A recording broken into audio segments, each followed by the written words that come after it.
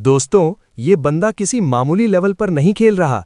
ये एक डंजन को ऐसे साफ कर रहा है जैसे कोई बच्चों का खेल हो, और वो भी अपने रेयर एक्स रैंक समन्स की मदद से। जहां दुनिया एस रैंक समन्स के सपने देखती है, इसके पास उससे भी कहीं ज्यादा पावरफुल पावर्स है। अब इसके सामने खड़ा है इस डंजन का बॉस, एक विशालकाय जाइंट स्लाइम। लेकिन सच कहूं तो ये कोई मुकाबला ही नहीं है। इसकी फेरी समन ने जैसे ही बूस्ट दिया, इसका गोरिल्ला समन एक पल में हल्क बन गया और सिर्फ एक ही पंच में उस स्लाइम का कचुम्बर निकाल दिया। उसके बाद तो मानो मुक्कों की बारिश शुरू हो गई, जब तक वो मॉन्स्टर पूरी तरह खत्म नहीं हो गया। इस बीच हमारा हीरो जिन वू पीछे आराम से खड़ा है, जैसे उसे कोई फर्क ही नहीं पड़ता। सिर्फ 5.5 मिनट में उसने पूरा डंजन क्लियर कर दिया। शुरुआत में उसे लगा कि शायद वो थोड़ा स्लो है, लेकिन तभी एक नोटिफिकेशन ने सब हिलाकर रख दिया। उसने साउथ कोरिया का ऑल टाइम रिकॉर्ड तोड़ दिया था, और मजे की बात यह है कि वो तो कोशिश भी नहीं कर रहा था। ये खबर आग की तरह फैल गई और समनर्स एसोसिएशन के बड़े बड़े लोग दंग रह गए कि आखिर ये अनजान लड़का है कौन जिसने रातों रात नया इतिहास लिख दिया। तो आखिर ये जिन वू है कौन? दरअसल जिन वू एक जमाने में एक समनिंग गेम का नंबर 1 प्लेयर हुआ करता था, पर ट्विस्ट तब आया जब उसने गेम फिनिश किया और वो गेम हकीकत बन गई। सड़कों पर मॉन्स्टर्स निकल आए, लोग डर के मारे कांप रहे थे, पर सिर्फ जिन वू जानता था कि ये सब क्या हो रहा है। मगर किस्मत देखिए, ठीक उसी वक्त ट्रक कुन ने अपनी एंट्री मारी और जिन वू का एक्सीडेंट हो गया, जिसकी वजह से वो 3 साल तक कोमा में रहा।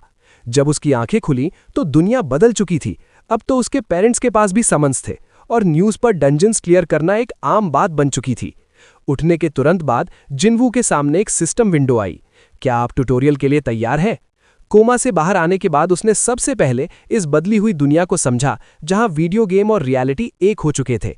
हर जगह रेड्स, ड्यूअल्स और टावर ऑफ ट्रायल्स की बातें हो रही थीं। इन 3 सालों में इंसान इस नई दुनिया के साथ रहना सीख गए थे, पर जिनवू को पूरा भरोसा था कि कोई भी उसके लेवल तक कभी नहीं पहुंच पाएगा। फुल कॉन्फिडेंस के साथ उसने अपनी इन्वेंट्री खोली और अपने पहले ट्रायल के लिए निकल पड़ा एक सुनसान जगह पर। इस पहले मिशन का रिवॉर्ड था सिर्फ 2 मामूली समनिंग स्क्रोल्स, लेकिन जिनवू के लिए ये बहुत खास थे क्योंकि ये असली थे। वो बस दुआ कर रहा था कि किस्मत साथ दे दे, क्योंकि अगर गेम का टॉप प्लेयर होकर भी उसे कोई बेकार समन मिला तो ये काफी मजाकिया होता। इस गेम के गाचा गॉड्स बदनाम थे क्योंकि यहाँ अच्छी चीजें मिलना लगभग नामुमकिन था। इन सस्ते स्क्रोल से ज्यादा डी रैंक मिल सकता था, पर अक्सर लोगों को एफ रैंक ही मिलता था। एस रैंक तो बहुत दूर की बात थी। जिनवू बस ये उम्मीद कर रहा था कि उसे कुछ वर्केबल मिल जाए, भले ही वो ई रैंक क्यों ना हो। इसी उम्मीद के साथ उसने स्क्रोल को फाड़ा और उसे एक्टिवेट किया।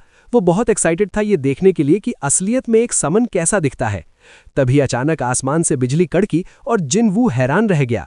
उस टूटे हुए स्क्रोल से जो निकल कर आया, उसने सब कुछ बदल दिया।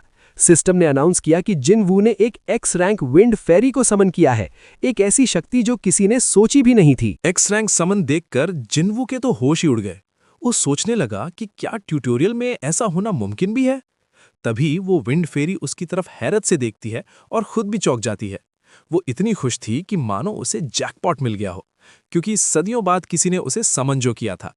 जिनवू थोड़ा कंफ्यूज हो गया क्योंकि उसके हिसाब से समन्स बात नहीं करते, पर तभी उसके दिमाग की बत्ती जली। उसने फेरी से पूछा, क्या तुम राम्बा हो?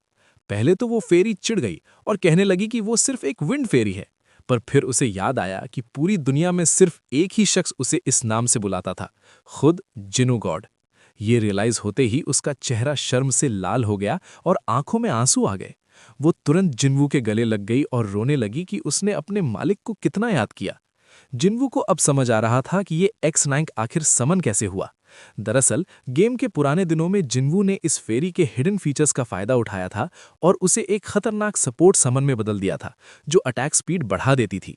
उन्होंने इतना वक्त साथ बिताया था कि जिनवू ने उसका नाम राम्बा रख दिया था।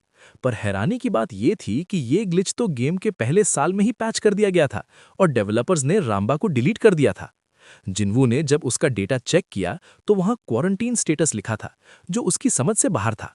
राम्बा ने रोते हुए बताया कि जब से वो गायब हुई थी, वो एक अंधेरे पिंजरे में कैद थी और वहां से निकलना नामुमकिन था। वो गिड़गिड़ाने लगी कि जिनवू उसे दोबारा छोड़कर ना जाए, पर हमारा हीरो तो अपनी ही गेम थ्योरी सुलझाने में लगा था। उसने पूछा कि आखिर ये क्वारंटीन का चक्कर क्या है। ये सवाल सुनते ही राम्बा थोड़ा घबरा गई। उसने याद करने की कोशिश की, पर उसके सर में तेज दर्द होने लगा, जैसे किसी ने उसकी याददाश्त पर मुहर लगा दी हो।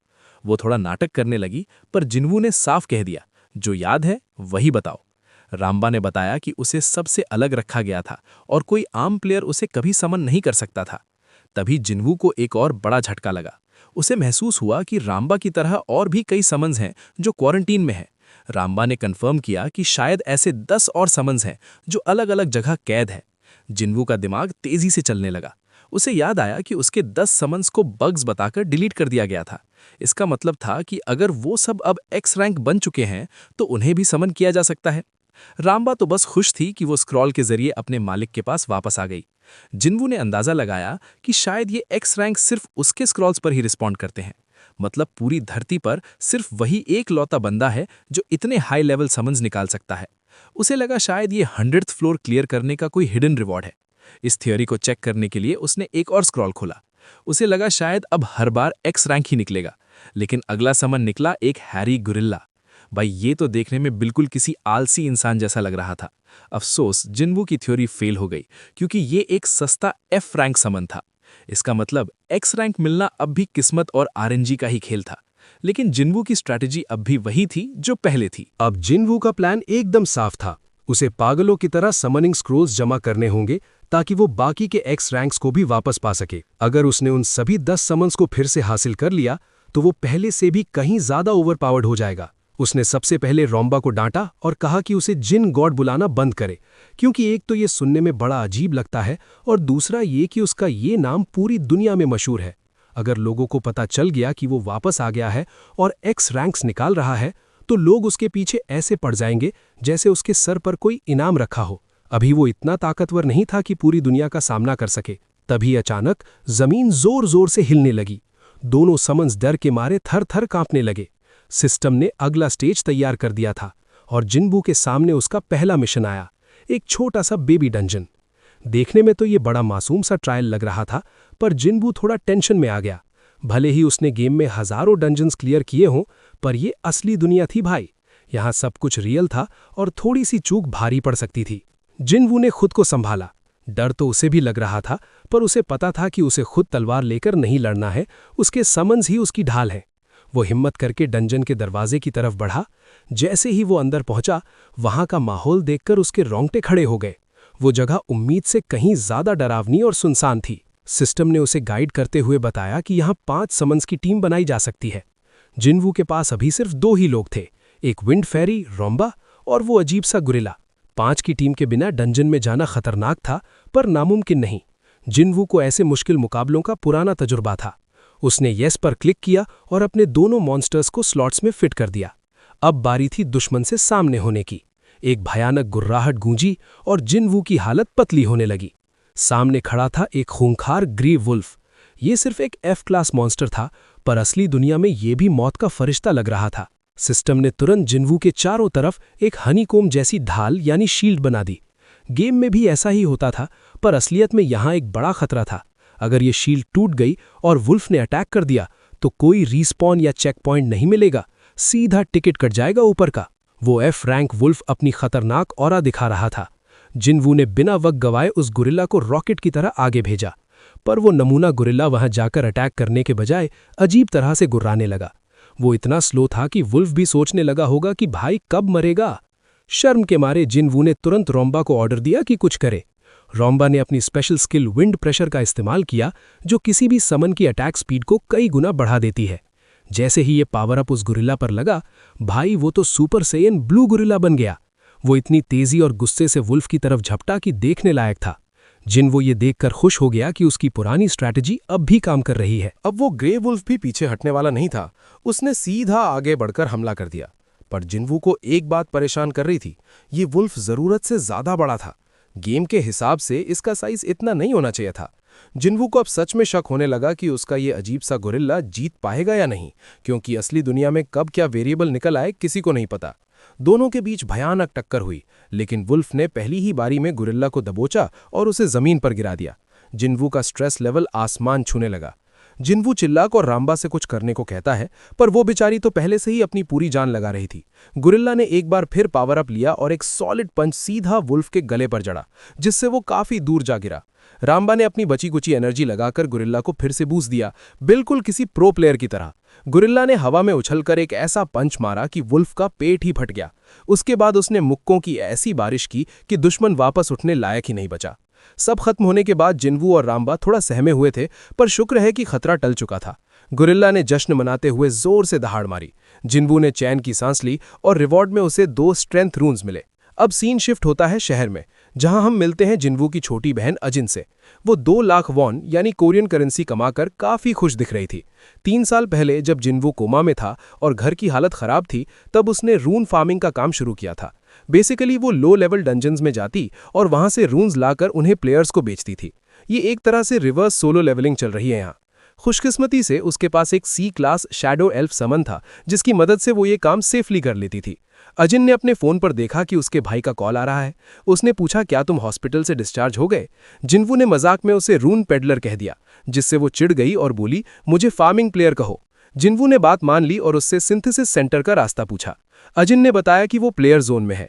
अब क्योंकि टावर ऑफ ट्रायल्स असली दुनिया का हिस्सा बन चुका था, तो प्लेयर्स की सहूलियत के लिए सारी शॉप्स और एनहांसमेंट सेंटर्स टावर्स के पास ही बना दिए गए थे। अगली सीन में दोनों भाई बहन एक साथ बैठे हैं। अजिन ने बताया कि रियल वर्ल्ड के मशहूर टावर्स जमसिल और ह्यूंडाई अब टावर्स ऑफ ट्रायल्स बन चुके हैं। जिन्वू को समझ आ गया कि प्लेयर्स के लिए सारी फैसिलिटीज एक ही जगह होना काफी एफिशिएंट है। अजिन बड़ी उत्सुक थी ये जानने के लिए कि उसके भाई को कौन सा रैंक मिला है। जिन्वू ने बात को घुमा दिया और कहा कि उसे सिर्फ ई और एफ रैंक समन्स मिले हैं। अजिन ये सुनकर भी खुश थी, क्योंकि ई रैंक मिलना भी 5% का चांस होता है। उसे क्या पता था कि उसके भाई ने रैंक के मामले में लॉटरी लगाई है। जिन्वू ने उससे सिस्टम के बारे में सिखाने को कहा और बदले में पॉकेट मनी देने का वादा किया, भले ही अजिन उससे कहीं ज्यादा कमा रही थी। जाते जाते जिन्वू ने उसे छेड़ते हुए कहा, देख लेना, किस्मत पलटेगी और मैं दुनिया का सबसे बड़ा प्लेयर बन जाऊंगा। आजिन को अपने भाई के इन बड़े बड़े सपनों पर जरा भी यकीन नहीं था। उसके लिए रेचल या गैनोस जैसे लोग किसी भगवान से कम नहीं थे। वो लोग एक अलग ही लेवल के जीनियस थे, जहां तक पहुंचने का कोई सोच भी नहीं सकता। लेकिन हमारा हीरो इस बात को एक चैलेंज की तरह लेता है और मजाक में कहता है कि वो बस उसे रास्ता दिखाए, ताकि वो अपनी आंखों से देख सके कि ये जोन आखिर दिखता कैसा है। रास्ते में बातों बातों में आजिन को पता चलता है कि उसके भाई ने एक विंड फेरी समन की है, पर उसने इस मॉन्स्टर के बारे में पहले कभी नहीं सुना था। वो जिद करने लगी कि जिन्वू उसे अपना समन दिखाए, पर भाई ने साफ मना कर दिया। आजिन को बुरा लगा कि सगा भाई होने के बाद भी वो इतना भाव खा रहा है। जिन्वू ने शर्त रखी कि पहले वो अपना समन दिखाए। आजिन ने फुल कॉन्फिडेंस के साथ अपना समन निकाला और सोचा कि भाई देखकर ढंग रह जाएगा। सामने आई एक सी रैंक शैडो एल्फ, जो दिखने में बिल्कुल टीन टाइटन्स की रेवन जैसी लग रही थी। लेकिन जिन्वू का चेहरा देखने लायक था, बिल्कुल पत्थर जैसा सपाट। उसके लिए ये कोई खास बात नहीं थी, जबकि आजिन चिढ़ गई कि उसका भाई उसे ऐसे जज कर रहा है जैसे वो कोई कचरा हो। उसके मुताबिक ये समन्स प्लेयर्स के बीच नोबल्स यानी बड़े लोग माने जाते हैं, पर जिन्वू मन ही मन सोच रहा था कि उसके पुराने एक्सपीरियंस के हिसाब से सी रैंक तो सिर्फ फॉडर यानी चारा है, जिन्हें वो किसी डंजन में साथ ले जाने का सोचे भी ना। जिन्वू ने बड़े प्यार से उस एल्फ को हेलो कहा और पूछा कि क्या वो कोरियन बोल सकती है। ये देखकर आजिन और उसका मॉन्स्टर दोनों उसे ऐसे देखने लगे जैसे वो पागल हो गया हो। आजिन को समझ नहीं आ रहा था कि उसका भाई इतनी अजीब हरकतें क्यों कर रहा है। दरअसल जिन्वू ये चेक कर रहा था कि क्या सारे मॉन्स्टर्स बात कर सकते हैं या नहीं, और लगता है कि ये एल्फ गूंगी थी। आजिन ने उसे रियलिटी चेक दिया कि समन्स बात नहीं करते। अब जिन्वू कंफ्यूज हो गया, क्योंकि रंबा तो नॉनस्टॉप चढ़ाई करती रहती थी। जिन्वू को लगा था कि सारे समन्स बोलते हैं, पर आजिन की बात सुनकर उसका वहम टूट गया। अब जब उसकी बारी आई अपना समन दिखाने की, तो वो कल्टी मार गया और दिखाने से मना कर दिया। आजिन को ऐसा लगा जैसे किसी कस्टमर केयर वाले ने उसके साथ स्कैम कर दिया हो, पर जिन्वू अभी किसी का ध्यान अपनी तरफ नहीं खींचना चाहता था, खास करके तब जब उसकी फेरी यानी रंबा इतना बोलती हो। आजिन उसे घटिया बोलते हुए उसके पीछे भागी। थोड़ी देर बाद हमारा बॉय प्लेयर जोन पहुंच गया। भाई ये जगह तो किसी अलग ही साइबर वर्स जैसी लग रही थी। जब से ये टावर्स आए थे, बड़ी बड़ी कंपनीज ने पूरे जमसेल एरिया का हुलिया ही बदल दिया था। अब किसी खतरनाक टावर के बगल में अम्यूजमेंट पार्क तो कोई बनाएगा नहीं, इसलिए वहां की रौनक खत्म हो चुकी थी। लेकिन जिन्वू को यह सब देखकर बड़ा रोमांच यानी थ्रिल हो रहा था। आजिन ने उसे याद दिलाया कि डंजन्स की वजह से ये जगह खतरनाक है, यहाँ कोई मजे करने नहीं आता। भले ही ये जगह डरावनी थी, पर जिन्वू के लिए ये सपना सच होने जैसा था। जो चीजें उसने सिर्फ गेम में देखी थी, वो अब असलियत में उसके सामने थी। वो तुरंत एक्सचेंज जोन पहुंच गया, जहां स्क्रॉल्स और रून्स की खरीद बेच होती थी। उसे अपने पुराने अमीर दोस्त बायोन की याद आ गई, जिसके साथ वो गेम में शॉपिंग करता था। आजिन ने उसे इन्फॉर्मेशन डेस्क दिखाया और सलाह दी कि वो एक अकेडमी ज्वाइन कर ले, क्योंकि वो अभी एक बिगिनर है। जिनवू ने उसे तसल्ली दी कि वो सब संभाल लेगा, क्योंकि उसके पास वो सब कुछ था जो उसे चाहिए। वो बस अकेले रहकर खुद को ग्रो करना चाहता था। उसने आजिन को घर जाने को कहा और बोला कि वो थोड़ी देर में आएगा।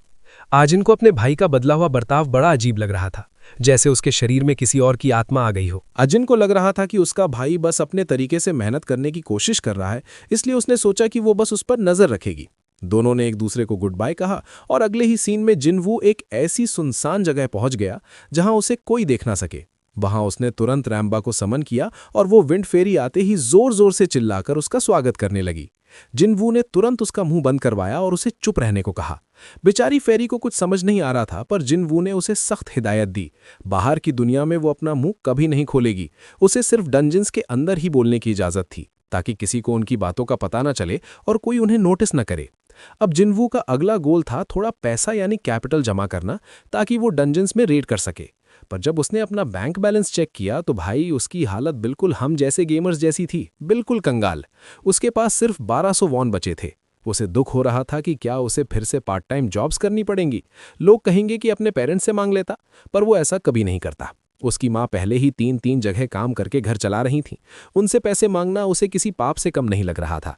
उसे खुद पर गुस्सा आ रहा था, पर उसने ठान लिया कि वो जीरो से शुरुआत करेगा। दरअसल जिनवू यानी जिनू गॉड के इतना बड़ा प्लेयर होने का राज ही ये था कि उसने गेम में कभी 1 रुपया खर्च नहीं किया था। वो पूरी तरह एक फ्री टू प्ले प्लेयर था और बिना किसी इन्वेस्टमेंट के नंबर 1 बन गया था। अब ऐसी चीजें तो सिर्फ मानवा की कहानियों में ही हो सकती हैं। इसी कॉन्फिडेंस के साथ वो दोबारा आगे बढ़ने को तैयार था, पर तभी उसकी आंखें फटी की फटी रह गई जब उसने अपने फोन पर 5 लाख पॉइंट्स का ट्रांसफर देखा। वो परेशान हो गया कि इतने सारे पैसे कहां से आए। पता चला कि ये उसकी प्यारी माँ ने भेजे थे। उन्हें पता था कि जिनवू कभी खुद से पैसे नहीं मांगेगा, इसलिए उन्होंने पहले ही उसके लिए पॉकेट मनी भेज दी। ये देखकर जिनवू इमोशनल हो गया। याद रखिए दोस्तों, ये वही माँ है जिसने 3 साल तक जिनवू की कोमा में होने के बावजूद उसकी सेवा की और हर मुश्किल झेली। ऐसी माँ के लिए एक लाइक तो बनता है। जिनवू ने अपने आंसू पोंछे और कसम खाई कि वो अपने परिवार का सर फख्र से ऊंचा करके रहेगा। भले ही वो 3 साल पीछे हो गया हो, पर अब वो एक सेकंड का इस्तेमाल करके सबसे आगे निकल जाएगा। इसी नए जुनून के साथ जिनवू ने 3 नए स्क्रोल्स खरीदे। उसका पहला मकसद था एक सॉलिड टीम बनाना। पहले पुल में उसे मिला एक स्लाइम मास मॉन्स्टर, फिर एक हॉर्न्ड बटरफ्लाई। दोनों ही एफ रैंक थे, पर तीसरी बार उसकी किस्मत चमक गई और उसे मिला एक ई रैंक पॉइजन लिजर्ड। 5 कोशिशों में 2 बार अच्छी रैंक मिलना काफी लकी था। इस लिजर्ड की एबिलिटीज भी काफी सही थीं। हालांकि उसे वो अजीब सा स्लाइम मास बिल्कुल पसंद नहीं था, पर फिलहाल काम चलाने के लिए उसे वही इस्तेमाल करना था। भाई वो स्लाइम दिखता ही इतना अजीब था कि उसे सिर्फ उसकी माँ ही प्यार कर सकती है। अब हमारा ऐश केचम अपनी पोकेमॉन टीम के साथ डंजन्स पर हमला करने के लिए तैयार था। इस गेम का ग्रोथ सिस्टम फार्मिंग, हंटिंग और स्क्रोल्स पर टिका था। जिनवू इसके लिए दिन रात एक करने को तैयार था, क्योंकि अगर उसने किसी तरह अपने सारे 10 एक्स रैंक समन्स वापस पा लिए तो उसके रास्ते में आने वाला कोई नहीं बचेगा। उसका मेन मिशन अब एक ही था, बाकी के एक्स रैंक्स को ढूंढ निकालना। सारी तैयारियां पूरी हो चुकी थीं, अब वक्त था असली एक्शन का। जिनवू अब गूगल क्रोम पर डंजन्स की लोकेशन ढूंढ रहा था। गेम में तो सब आसान था, बस मैप पर टैप किया और काम हो गया। पर असली दुनिया का सिस्टम देखकर उसका दिमाग चक्कर खा गया। उसे पता चला कि सिर्फ समन्स होना ही काफी नहीं है डंजन में घुसने के लिए। गेट्स तो पूरे देश में कहीं भी निकल आते हैं और उनकी डिफिकल्टी उनसे निकलने वाली एनर्जी से नापी जाती है। पर असली सियापा ये है कि भले ही डंजन कितना भी आसान क्यों ना हो, जब तक आप ऑफिशियली रजिस्टर्ड प्लेयर नहीं हैं, आप अंदर कदम भी नहीं रख सकते। हमारा हीरो बेचारा मुंह लटकाकर बैठ गया।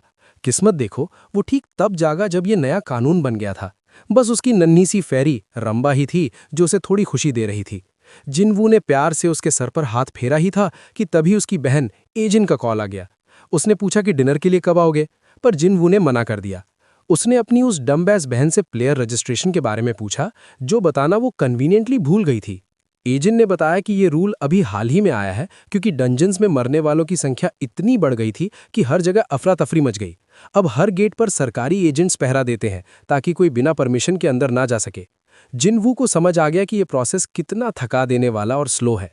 उसे लगा शायद ये प्लेयर्स को कंट्रोल करने की कोई स्ट्रैटेजी है, क्योंकि अगर हर कोई अमीर बनने के लालच में प्लेयर बन गया तो समाज का बैलेंस ही बिगड़ जाएगा। इसके अलावा यहाँ वर्ल्ड रैंकिंग्स का भी चक्कर था।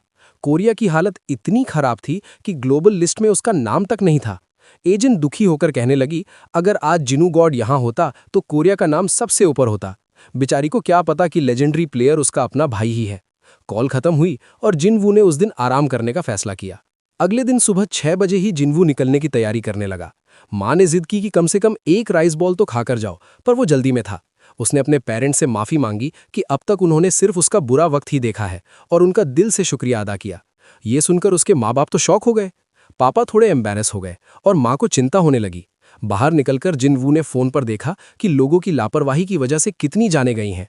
वो खुद भी कुछ नहीं बोल सकता था, क्योंकि पिछले 10 साल से वो खुद भी एक गेमिंग एडिक्ट ही तो था। रजिस्ट्रेशन ऑफिस पहुंचकर उसने अपना एप्लीकेशन फॉर्म दिया। उसे पता चला कि प्लेयर का टाइटल पाने के लिए एक फाइनल टेस्ट पास करना होगा। ये देखकर उसे और चिढ़ होने लगी, क्योंकि उसके पीछे हजारों लोगों की लाइन लगी थी।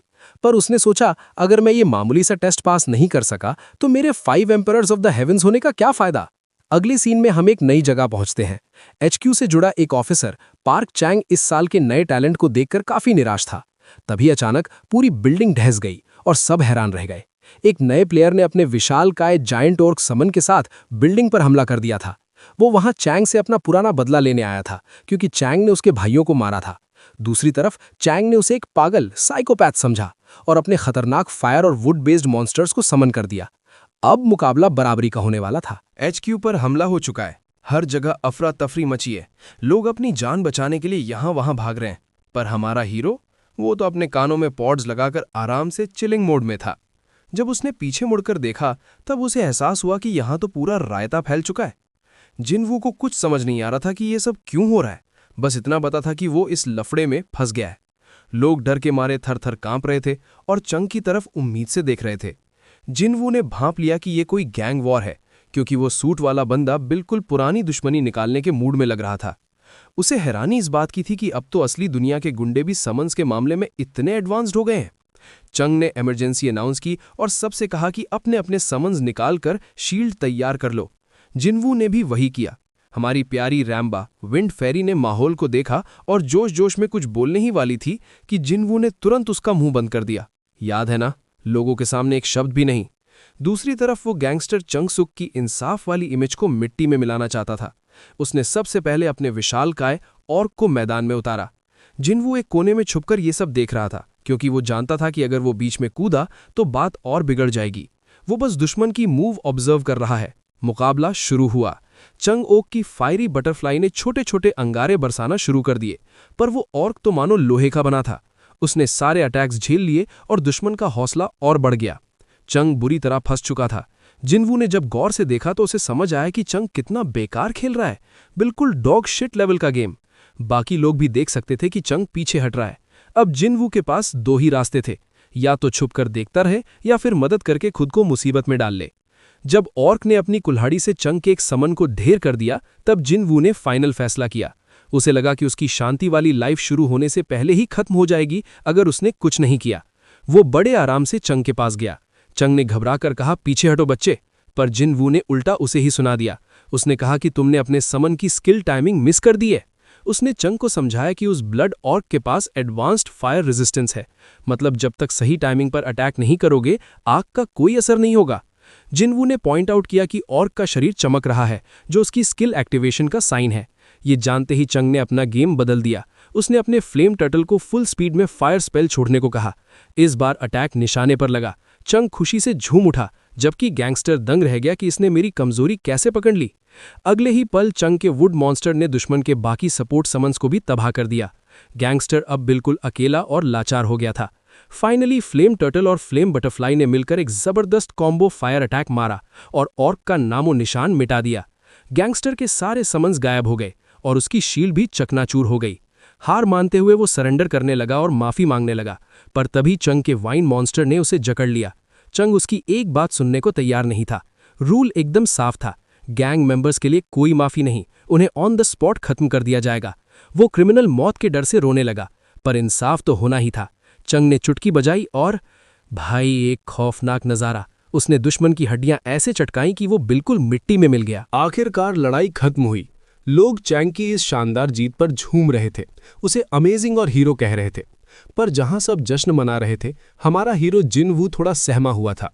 उसे इस बात से धक्का लगा कि लोग कितने आराम से एक इंसान का कत्लेआम देखकर खुश हो रहे हैं, भले ही वो एक क्रिमिनल क्यों ना हो। जिन वू को अब पक्का यकीन हो गया कि जिस दुनिया को वो जानता था वो अब पूरी तरह बदल चुकी है। बिना किसी मजबूत इरादे के यहाँ सर्वाइव करना अब नामुमकिन होने वाला था। चैंग ने जिन वू के पास आकर उसका दिल से शुक्रिया अदा किया। उसने माना कि उस टेररिस्ट को ढेर करना सिर्फ जिन वू की वजह से मुमकिन हुआ। चैंग इतना खुश था कि वो उसे इनाम देना चाहता था। जिन वू ने इस मौके का फायदा उठाया और बताया कि उसने अभी तक HQ में रजिस्ट्रेशन नहीं करवाया है। चैंग ये सुनकर दंग रह गया। वो सोचने लगा कि एक बिगिनर इतनी खतरनाक एडवाइस कैसे दे सकता है। उसने जिन वू का ID कार्ड लिया और कहा कि बैकग्राउंड चेक के बाद उसे रिवॉर्ड और रजिस्ट्रेशन दोनों मिल जाएंगे। जिन वू वहां से निकल गया, पर चैंग ने तुरंत अपने दोस्त को कॉल करके जिन वू की पूरी हिस्ट्री निकालने को कह दिया। अगले सीन में जिन वू अपनी फेरी रंबा को चुप रहने के इनाम में एक मजेदार पेस्ट्री खिला रहा था। उसे बड़ा अजीब लग रहा था कि जहां बाकी प्लेयर्स अपने समन से बहस करते हैं, वो उसे सिर्फ एक मिठाई से खुश कर देता है। लेकिन उसे एक चिंता खाए जा रही थी। दुनिया बदल चुकी थी और अगर उसने आज कदम नहीं उठाया होता तो वहां सब मारे जाते। अब उसने ठान लिया था कि वो हंटिंग के जरिए सबसे ऊंचा पहुंचेगा। उसका अगला टारगेट था ड्रिल इंस्ट्रक्टर और एक्सप्लोजन ड्रैगन मेज समन्स को हासिल करना, जो सस्ते स्क्रोल से भी मिल सकते थे। इधर चैंग की रिपोर्ट आई और उसके होश उड़ गए। उसे पता चला कि ये लड़का पिछले 3 साल से हॉस्पिटल में कोमा में था। इसका मतलब वो तब से अनरजिस्टर्ड है जब ये दुनिया बदलना शुरू हुई थी। जिन वू को समझ नहीं आ रहा था कि कोई कोमा से उठते ही इतनी जल्दी सिस्टम को कैसे समझ सकता है। जिन वू की इन्फॉर्मेशन शीट देखकर उसे अपनी आंखों पर यकीन नहीं हो रहा था। उसने खुद को संभाला और एक बड़ा फैसला लिया। उसने एग्जामिनर की जगह खुद को रख लिया ताकि वो जिन वू के टेस्ट पर नजर रख सके। उसे जिन वू एक मिरेकल जैसा लग रहा था। सीन कट होता है वेटिंग एरिया में। जिन वू वहां पहुंच चुका था, पर उसका चेहरा उतरा हुआ था। वहां लोगों का मेला लगा था और हमारा हीरो था एक इंट्रोवर्ट प्रो मैक्स। इतने सारे लोगों के बीच रहना उसके लिए किसी सजा से कम नहीं था।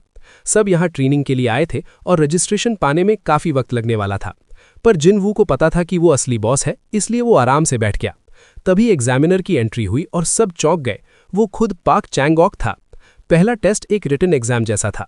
जब जिनवू की बारी आई तो उसने हैरानी से पूछा, आप यहाँ क्या कर रहे हैं? चैंग ने इसे किस्मत का खेल बताया। जिनवू को याद आया कि जब चैंग लेक्चर दे रहा था, वो और उसकी फेरी कितनी बुरी तरह बोर हो रहे थे। लेक्चर के दौरान जिनवू थोड़ा चिढ़ गया था, क्योंकि वहां वही कॉम्बिनेशन सिखाए जा रहे थे जो उसने खुद गेम में बनाए थे। उसने ऐसे रिएक्ट किया जैसे लेक्चर बस ठीक ठाक हो। लेक्चर के बाद चैंगॉक ने उसे अकेले में बुलाया और एक बड़ा ही अजीब सवाल पूछा, क्या तुम एक गेमर हो? जिनवू थोड़ा हैरान हुआ, पर उसे पता चला कि अब गेमर्स उन लोगों को कहते हैं जिन्होंने पुराना बैटल ऑफ समनर्स खेला है। देश के 70% बड़े रैंकर्स वही लोग हैं। चैंगॉक को शक था, क्योंकि जिनवू ने बिना प्लेयर बने बस की ऐसी जानकारी दी थी जो कोई आम बंदा नहीं दे सकता। जिनवू ने हाँ कह दिया, पर जब उसने पूछा कि कितने वक्त से खेल रहे हो, तो जिनवू ने अपनी असली पहचान छुपाने के लिए 10 साल के बजाय सिर्फ 1 साल बोला। भाई, इतना सुनते ही चैंगॉक की आंखें तो चुंधिया गईं। वो टेबल पर झुक गया और जिनवू को ऐसे देखने लगा जैसे कोई देवता देख लिया हो। उसे लग रहा था कि 1 साल तक ये गेम खेलना किसी चमत्कार से कम नहीं है, क्योंकि ज्यादातर रैंकर्स तो आधा साल भी नहीं झेल पाए थे। चैंगॉक ने जिनवू के सामने 2 रिवॉर्ड्स रखे। पहला, उससे बिना किसी एग्जाम के तुरंत ऑफिशियल प्लेयर बना दिया जाएगा और HQ में नौकरी भी मिल जाएगी। दूसरा, उसे सीधा 50 लाख वॉन मतलब $5 मिलियन का कैश रिवॉर्ड मिलेगा। चैंगॉक को पूरा यकीन था कि ये बच्चा पहला ऑप्शन ही चुनेगा, क्योंकि वो करियर के लिए बेस्ट था। पर हमारे हीरो ने चैंगॉक की उम्मीदों पर पानी फेर दिया और बिना सोचे कैश निकाल लिया। चैंगॉक दंग रह गया। किसने सोचा था कि कोई HQ की नौकरी छोड़कर पैसों को चुनेगा? पर जिनवू का लॉजिक साफ था। रजिस्ट्रेशन तो वो खुद भी कर लेगा, उसे बस पैसों की सख्त जरूरत थी। अगले सीन में जिनवू रजिस्ट्रेशन सेंटर पहुंचता है। वहां एक स्टाफ लेडी ने उसे बताया कि टेस्ट में उसे एक डंजन क्लियर करना होगा, और उसके केस में ये ट्यूसडे डंजन था। टेस्ट का फॉर्मेट था टाइम अटैक, मतलब जितनी जल्दी डंजन क्लियर उतने ही अच्छे ग्रेड्स। पीछे से चैंगवॉक ये सब देख रहा था। जिनवू की एग्जाम शीट देखकर उसे एक और झटका लगा था। जिनवू ने रून्स और समन्स के बारे में इतना गहरा ज्ञान लिखा था कि चेक करने वाले बड़े बड़े प्रोफेसर्स भी चौंक गए थे। सबको लगने लगा था कि ये लड़का बहुत जल्द एक बड़ा रैंकर बनने वाला है। बातों का सिलसिला खत्म हुआ और जिनवू ने गेट के अंदर कदम रखा। दूसरी तरफ निकलते ही उसके चारों तरफ ढाल या शील्ड बन गई। ये डंजन खास टॉक्सिक स्लाइम मॉन्स्टर्स से भरा था। गोल एकदम सिंपल था, उन्हें हराओ और जल्दी से बाहर निकलो। जिनवू ने तुरंत रामबा को ऑर्डर दिया और उसने गुरिल्ला को स्पीड बफ दे दिया। जिन्वू को याद आया कि ट्यूसडे डंजन किसी भूल भुलैया से कम नहीं है। स्लाइम्स को हराते हुए बॉस तक पहुंचना होता है, पर रास्ता इतना उलझा हुआ है कि ज्यादातर प्लेयर्स वहीं भटककर फेल हो जाते हैं। इन स्लाइम्स की रफ्तार इतनी स्लो थी कि सबसे बेहतरीन स्ट्रैटेजी यही थी कि जितना हो सके उतनी तेजी से भागो और सीधा बॉस पर हमला कर दो। जिनवू और उसके समन्स ने एक शॉर्टकट ढूंढ लिया क्योंकि वो इस रास्ते से पहले से ही वाकिफ था। पर तभी आया एक बड़ा प्लॉट ट्विस्ट। चारों तरफ लाल स्क्रीन्स चमकने लगीं, जिसका मतलब था कि बॉस मॉन्स्टर प्रकट हो चुका है। जिनवू ने नहीं सोचा था कि ये मोटा और बदसूरत सा ब्लॉब असली दुनिया में इतना भयानक दिखेगा। जायंट स्लाइम ने उसे घूरना शुरू किया, पर जिनवू ने बिना डरे अपने गुरिल्ला बॉय को उसकी तरफ रॉकेट की तरह फेंक दिया। गुरिल्ला ने हवा में उछलकर एक ऐसी क्रशिंग डिसेंट मारी कि एक ही झटके में स्लाइम के टुकड़े टुकड़े कर दिए। भाई राम्बा के बफ सच में कमाल के हैं। गुरिल्ला ने मुक्कों की ऐसी बारिश की कि उसने स्लाइम की बॉडी का पेस्ट बना दिया। एफ टियर मॉन्स्टर होने के बावजूद वो इतना ताकतवर लग रहा था कि जिनवू सोचने लगा कि उसके बाकी मॉन्स्टर्स कितने खतरनाक होंगे। कुछ ही मिनटों में बॉस ढेर हो गया और डंजन सिर्फ 5 मिनट में क्लियर। जिनवू के लिए ये स्लो था क्योंकि वो गेम में 1 मिनट से कम में क्लियर करने का आदी था, पर ये देखकर उसके होश उड़ गए कि इस परफॉर्मेंस ने पूरे कोरिया का रिकॉर्ड तोड़ दिया है। उसे रिवॉर्ड में 3 एडवांस समनिंग स्क्रोल्स और 2 अब्रेसिव्स मिले। वो हैरान था कि इतना घटिया रिकॉर्ड कोरिया का बेस्ट कैसे हो सकता है। दूसरी तरफ प्लेयर एचक्यू में तो मानो भूचाल आ गया हो। सब पागल हो रहे थे कि किसी ने 5 मिनट में रिकॉर्ड तोड़ दिया है। पहले उन्हें लगा कि ये जियानो होगा, पर जब उन्होंने नाम देखा तो पता चला कि ये कोई जिनवू नाम का नया लड़का है जो रैंकर तक नहीं है। एक नॉन रैंकर ने नंबर 1 रिकॉर्ड तोड़ दिया। ये बात आग की तरह फैल गई। तुरंत एक मीटिंग बुलाई गई। सब लोग इम्प्रेस थे, पर चैंगॉक तो बिल्कुल किसी फैनगर्ल की तरह खुश हो रहा था। उसे समझ आ गया कि ये लड़का जेनरेशनल टैलेंट है और उसे हर हाल में अपने साथ रखना होगा, वरना कोई दूसरा देश उसे ले जाएगा।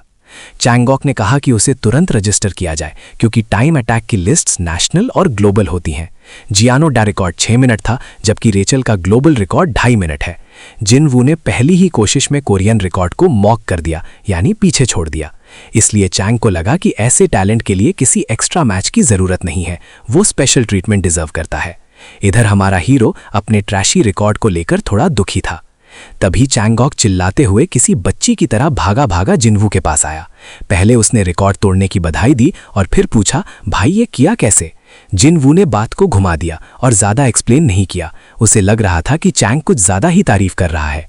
चैंग ने तुरंत उसे उसका प्लेयर लाइसेंस कार्ड थमा दिया। जिनवू हैरान था कि उसे बिना कुछ और साबित किए ये कार्ड मिल गया, पर चैंग अभी भी रास्ता यानी स्ट्रैटेजी जानने के लिए मरा जा रहा था।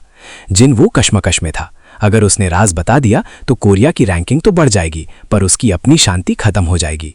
वो अमीर तो बन जाएगा, पर डर ये था कि लोग उसे इन्फॉर्मेशन निकालने के लिए लॉकअप में डाल सकते हैं या टारगेट कर सकते हैं।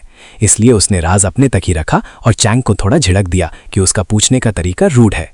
चैंग ने इस रिजेक्शन को बड़े स्पोर्ट्समैन स्पिरिट से लिया और समझ गया कि हर गेमर की अपनी सीक्रेट स्ट्रैटेजी होती है।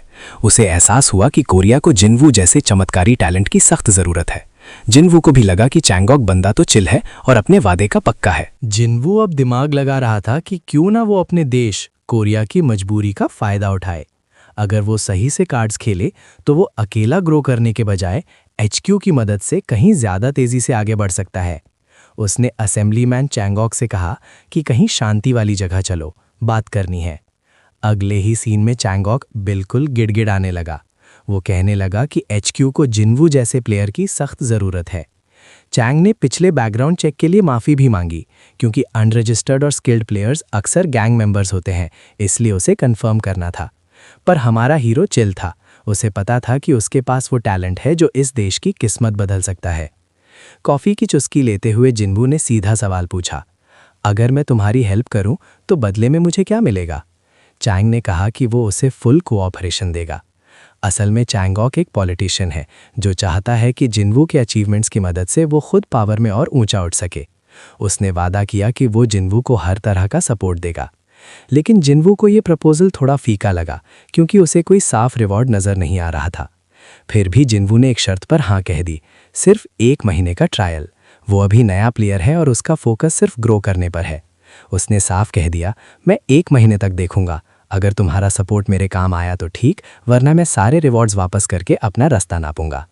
चैंगॉक के पास और कोई रास्ता नहीं था, इसलिए उसने हाथ मिला लिया। उसे लग रहा था कि ये डील उसके लिए फायदेमंद है। सबसे पहले जिनवू ने कहा कि उसका ये रिकॉर्ड ब्रेकिंग वाला राज पूरे देश में नहीं फैलना चाहिए, क्योंकि उसे अपनी सेफ्टी की चिंता थी। चैंगॉक को पहले लगा कि एचक्यू उसकी सेफ्टी संभाल लेगा, पर फिर उसे याद आया कि जब वो मामूली गुंडों से नहीं लड़ पाए तो इतने बड़े टैलेंट को क्या खाक बचाएंगे। उसे एहसास हुआ कि जिनवू एचक्यू की कमजोरी जानता है। उसने शर्त मान ली, पर यह भी बताया कि खबर को पूरी तरह रोकना नामुमकिन है। जिनवू ने कहा ठीक है, और दोनों अपने अपने रास्ते निकल गए।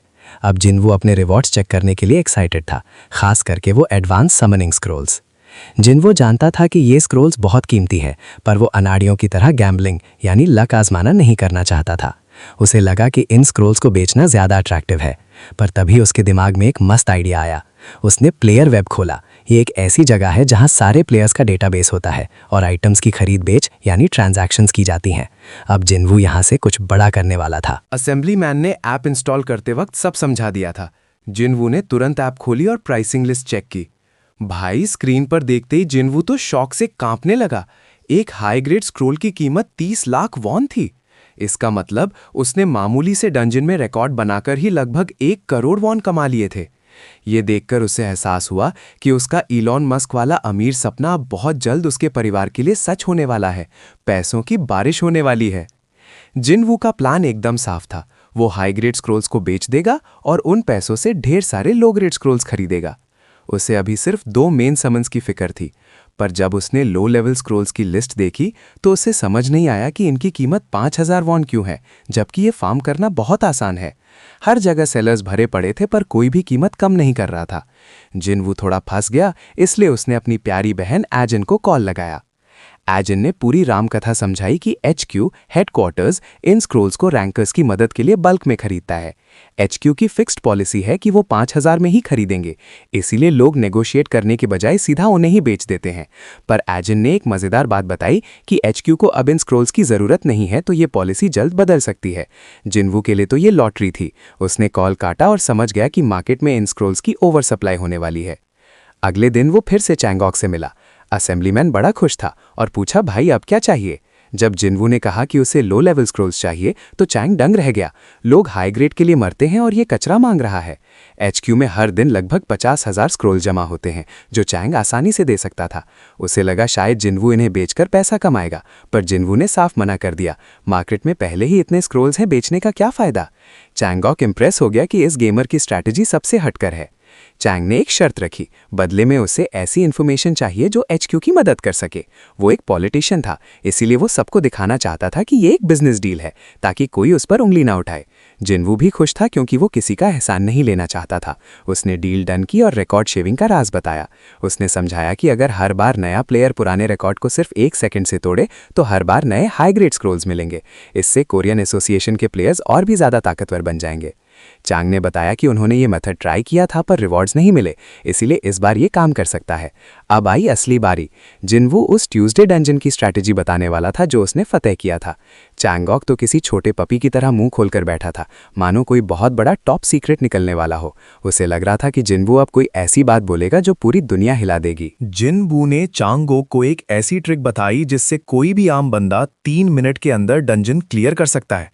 पर भाई, हमारा हीरो मुफ्त में कुछ नहीं देता। उसने इस इन्फॉर्मेशन की कीमत लगाई। पुराने स्क्रोल्स के साथ साथ 50 हाई ग्रेड स्क्रोल्स और मांग लिए। सीधा हिसाब था, वो लगभग 10 करोड़ वॉन 100 मिलियन वर्थ के स्क्रोल्स मांग रहा था। चांगोक भी जानता था कि ये डील महंगी है पर फायदेमंद है, क्योंकि ये मेथड हर तरह के डंजन्स में काम आएगी। उसने तुरंत हाँ कह दिया और वादा किया कि अगर ट्रिक काम कर गई तो वो 15 करोड़ वॉन सीधा कैश ट्रांसफर करेगा और हर दिन 10,000 लो लेवल स्क्रोल्स भी देगा। अगली शाम चांगोक ने अपने स्टाफ को इकट्ठा किया एक टेस्ट के लिए। उसने झूठ बोल दिया कि ये ओवरसीज टेक्निक है और जिनवू सिर्फ एक टेस्ट सब्जेक्ट था, ताकि किसी को शक ना हो। उसने बताया कि इस ट्यूसडे डंजन को फतेह करने का असली राज है पॉइजन लिजर्ड मॉन्स्टर। लोग इस मॉन्स्टर को बेकार समझते थे क्योंकि इसे पालना बहुत मुश्किल था, पर वो एक बहुत बड़ी खूबी भूल गए थे। इस लिजर्ड की डाइट ही स्लाइम है, मतलब ट्यूसडे डंजन के स्लाइम्स इसके लिए किसी बफे से कम नहीं थे। नतीजा, प्लेयर्स ने डंजन को सिर्फ 4 मिनट में क्लियर कर दिया।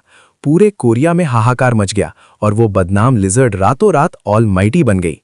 चांगोक अब समझ गया था कि जिनवू कोई मामूली गेमर नहीं है, इसलिए उसने उसकी मदद के लिए 3 खास कैंडिडेट्स की एक टीम तैयार करने का फैसला किया। इधर हमारा हीरो जब सुबह उठकर अपना बैंक बैलेंस देखता है तो भाई वो रिच एज हेल फील कर रहा था। उसने सोचा यार पहले क्यों नहीं किया ये सब। पैसों से ज्यादा जिनवू उन 10,000 स्क्रोल्स के लिए पागल था जो चांगोक ने वादे के मुताबिक भेज दिए थे। अब वक्त था इन्फिनिट गाचा रन का। उसने माहौल बनाने के लिए जमीन पर पानी डाला और हमारी छोटी सी विंड फेरी राम्बा हर उस भगवान से दुआ मांगने लगी जिसे वो जानती थी, ताकि जिनवू को कोई तगड़ा समन मिल जाए। प्रेयर्स खत्म हुई और जिनवू ने एक के बाद एक स्क्रोल्स फाड़ने शुरू किए। पर भाई रियलिटी तो रियलिटी है। लगभग 3600 स्क्रोल्स खोलने के बाद जिनवू बिल्कुल थककर चूर हो गया, पर हाथ में आया सिर्फ कचरा। एक भी ढंग का समन नहीं मिला। राम्बा उसे चिढ़ाने लगी कि तुझे क्या लगा एक्स रैंक मॉन्स्टर ऐसे ही मिल जाएगा। जिनवू को लगा था कि जैसे राम्बा आसानी से मिल गई थी बाकी भी मिल जाएंगे, पर राम्बा ने साफ कह दिया कि उस वक्त तेरा लक गॉड टियर था, हर बार ऐसा नहीं होता। असलियत तो ये है कि 1 लाख लो लेवल स्क्रॉल्स भी शायद एक एक्स रैंक समन के लिए काफी ना हो। जिनवू को कुछ पल्ले नहीं पड़ रहा था तो राम्बा ने पूछा, भाई तुझे सिस्टम की ABCD भी पता है? राम्बा ने समझाया कि पूरी दुनिया में समन्स की संख्या फिक्स्ड होती है, 800 करोड़ लोगों के लिए लगभग 80 करोड़ समन्स। पर सबसे बड़ा ट्विस्ट ये है कि आइसोलेटेड मॉन्स्टर्स यानी एक्स रैंक पूरी दुनिया में सिर्फ एक ही होता है। जिनवू का दिमाग सुन्न हो गया। उसे लगा लॉटरी जीतना फिर भी आसान है, पर 80 करोड़ की भीड़ में से वो एक एक्स रैंक निकालना नामुमकिन। राम्बा ने दिलासा दिया कि कुछ मॉन्स्टर्स जैसे वो 80 करोड़ कैटरपिलर्स अब खत्म हो चुके हैं, तो ऑड्स थोड़े बेहतर हैं। पर जिनवू को फिर भी ये पहाड़ जैसा काम लगा। जिनवू ने एक और स्क्रॉल फाड़ा और राम्बा उसके इस पागलपन में साथ देती रही। 2 हफ्ते बीत गए और भाई पूरे 1,40,000 स्क्रॉल्स खोलने के बाद भी एक भी एक्स रैंक हाथ नहीं लगा। जिनवू ने अब अपना घर भी शिफ्ट कर लिया था और प्लेयर जोन के पास रहने लगा ताकि फैसिलिटीज आसानी से मिल सके। वो अपने माँ बाप पर हमेशा के लिए बोझ नहीं बनना चाहता था। थका हारा जिनवू उठा और उसने सोचा कि अब सिंथेसिस यानी मॉन्स्टर्स को मिलाकर इवॉल्व करना ट्राई करना चाहिए। उसने राम्बा को उठाया जो बेचारी कब से क्रीम ब्रेड के लिए तड़प रही थी। भाई को इस प्यारी फेरी को ब्रेड खिला दो। सिंथेसिस सेंटर पहुंचकर जिनवू ने देखा कि कैसे कोरिया की पुरानी इमारतें बदल चुकी हैं। जहां कभी बड़ा बफे होता था वहां अब मॉन्स्टर्स फ्यूज किए जा रहे हैं। उसने अपनी बारी का इंतजार किया और अंदर जाकर सिस्टम पर राम्बा को रजिस्टर किया। जिनवू ने क्या किया, उसने अपने ढेर सारे फालतू मॉन्स्टर्स की बलि दे दी ताकि राम्बा इवॉल्व हो सके। इस गैसिंग अप के बाद राम्बा का लेवल 21 हो गया और उसकी इंटेलिजेंस भी बढ़ गई। हमारी फेवरेट फेरी अब पहले से कहीं ज्यादा ताकतवर और होशियार दिख रही थी। लेकिन जिनवू खुश नहीं था। उसने सोचा यार 1,40,000 स्क्रॉल्स खर्च करके बस इतना ही। राम्बा तो अपनी नई शक्ति देखकर झूम रही थी, पर जिनवू अंदर से मर रहा था क्योंकि मैक्स लेवल 100 है और इस रफ्तार से तो वो लेवल 100 पहुंचने से पहले ही बुढ़ा हो जाएगा। कुछ दिन और बीते। HQ में एक बंदा तेजी से कीबोर्ड चला रहा था, तभी चैंगॉक वहां आया। उसने अब अपनी टैलेंट मैनेजमेंट टीम बना ली थी और उसका पूरा ध्यान अब जिनवू पर था। उसे रिपोर्ट मिली कि जिनवू पागलों की तरह दिन रात बस स्क्रॉल्स ही खोले जा रहा है। उसने अपने 15 करोड़ वॉन यानी 150 मिलियन भी स्क्रॉल्स खरीदने में लगा दिए थे, वो भी कम दाम पर। मैनेजमेंट ब्यूरो को शक होने लगा था, पर चैंगॉक को पक्का यकीन था कि जिनवू को कुछ ऐसा पता है जो HQ को नहीं पता। इसलिए उसने एक और बड़ा जोखिम लिया और स्क्रॉल्स को आधे दाम यानी हाफ प्राइस पर जिनवू को बेचने का फैसला किया। चांगोक का ये आइडिया सुनकर उसके सबऑर्डिनेट के होश उड़ गए। उसे लगा कि इतने सस्ते में स्क्रोल्स देना बड़ी मुसीबत खड़ी कर सकता है, पर असेंबलीमैन एकदम चिल थे। उन्हें पता था कि उनका ये इन्वेस्टमेंट कल को कोरिया का सबसे बड़ा हीरो बनने वाला है और तब सारा क्रेडिट चांगोक को ही मिलेगा। उन्होंने ब्योंजिन को समझाया कि ये बात सिर्फ उनके बीच रहनी चाहिए। इधर हमारा हीरो जिनवू अभी भी वही स्क्रोल्स फाड़ने की कड़ी मेहनत नहीं, कड़ी सजा भुगत रहा था।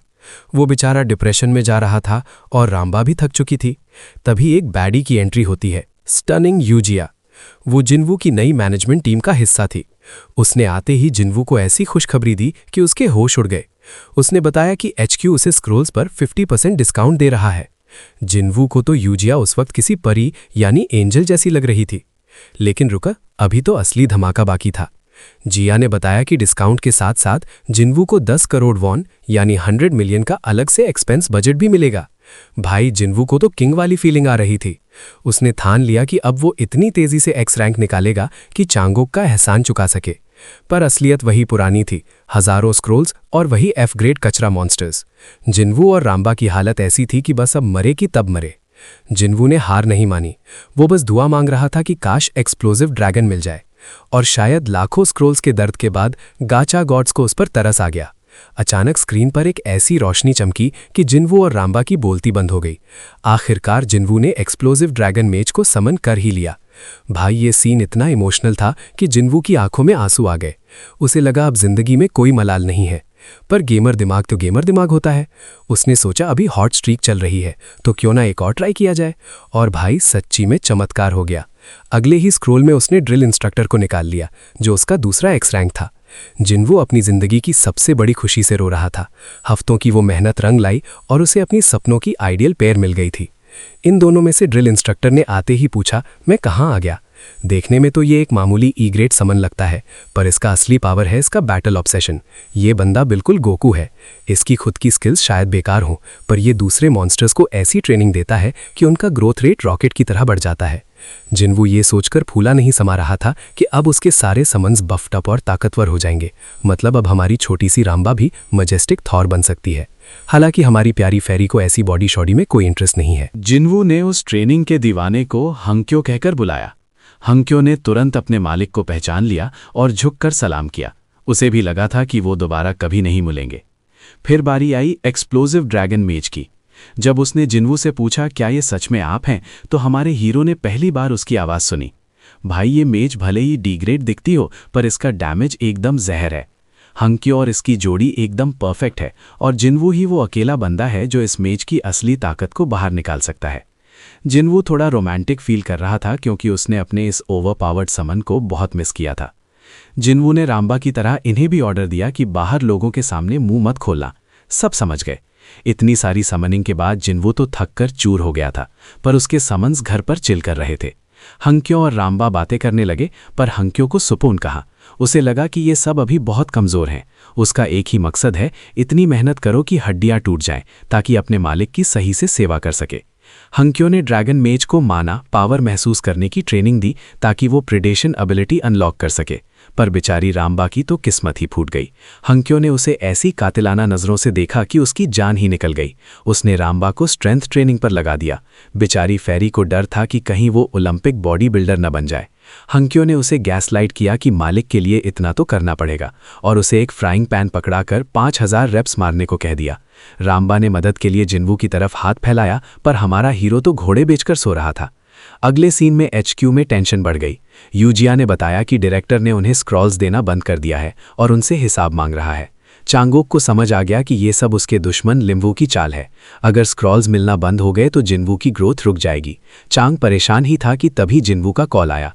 उसने बड़े आराम से कहा, अब मुझे और स्क्रॉल्स की ज़रूरत नहीं है। चांग को थोड़ा सुकून मिला, पर वो लिम्बू को सबक सिखाने के लिए तैयार था।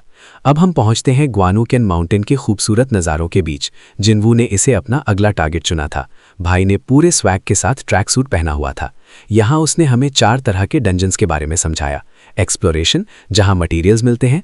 टावर ऑफ ट्रायल्स, जो बहुत मुश्किल होता है और प्लेयर्स को लिमिट तक पुश करता है। केओस ड्रैगन डंजन, जहाँ पूरी पार्टी के साथ रेड करनी होती है, जो अभी असली दुनिया में नहीं आया है। भाई उन 3 खास डंजन्स के अलावा बाकी सब नॉर्मल डंजन्स माने जाते हैं और जिन्वू ने आज वही क्लियर करने का मन बनाया था। एक स्टेज डंजन भी होता है जो काफ़ी रेयर है और लोग वहाँ हमेशा ग्रुप यानी पार्टी में जाते हैं। पर हमारे हीरो का तो स्टाइल ही अलग है। वो सोलो हैंडलिंग पर बिलीव करता है। उसने गेट के पास खड़े होकर सोचा कि अगर डंजन को वक्त पर क्लियर ना किया जाए तो वो ब्रेक हो जाता है और मॉन्स्टर्स बाहर आ जाते हैं। बिल्कुल सोलो लेवलिंग वाला लॉजिक। स्टाफ मेंबर ने उसका लाइसेंस चेक किया और जिन्वू ने स्वैग के साथ अंदर एंट्री ली। जैसे ही जिन्वू ने दूसरी तरफ आंखें खोलीं, वो दंग रह गया। ये कोई आम डंजन नहीं, बल्कि एक असली वॉर जोन था। चारों तरफ सोल्जर्स और ओक्स के बीच खूनी जंग छिड़ी हुई थी। गेम में ये सब सिर्फ एक सिमुलेशन लगता था, पर असलियत में हवा में वो टेंशन और खतरा साफ महसूस हो रहा था। सोल्जर्स दर्द से चिल्ला रहे थे और हीलर्स को पुकार रहे थे, पर जिन्वू ने एकदम चिल पिल ली और अपने समन्स को मैदान में उतार दिया। उसने तुरंत कमांड्स दी, रंबा ड्रिल इंस्ट्रक्टर की स्पीड बढ़ाओ, एक्सप्लोजिव ड्रैगन मेज पीछे से फायर स्पेल से कवर दो, और उसने अपने डी रैंक्ड मिनी कॉन्ग को सीधा ऑर्क बॉस की तरफ भेज दिया, बीच की सारी भीड़ को इग्नोर करते हुए। जिन्वू जानता था कि ऑर्क सब्जुगेशन डंजन का फंडा सिंपल है, बस उस पीछे बैठे जायंट बॉस को ढेर कर दो तो जंग वहीं खत्म हो जाएगी। भाई रंबा के बफ के बाद ड्रिल इंस्ट्रक्टर तो पागल ही हो गया। वो ओक्स को ऐसे काट रहा था जैसे कोई घास काट रहा हो। जिनवू मुस्कुराकर सोचने लगा, क्या एक्स रैंक होना इतना पावरफुल होता है? जंग खत्म होने से पहले ही उसके समन्स ने पूरा सीन बदल दिया। सोल्जर्स भी हैरान थे कि ये कौन से अजनबी साथी हैं जो अचानक आए और पूरी बाजी पलट दी। मिनीकॉन्ग ओक्स के बीच कूद रहा था, गोल्डन फेरी हीलिंग कर रही थी और रंबा, वो तो मॉन्स्टर्स को चिढ़ाने और उनके हथियार पकड़ने में मजे ले रही थी। जिनवू ने उसे तुरंत डांटा, मस्ती बंद कर और काम पर ध्यान दे। ड्रैगन मेज ने अपनी सिग्नेचर फायर स्पेल छोड़ी और सारे ओक्स को तंदूरी बना दिया।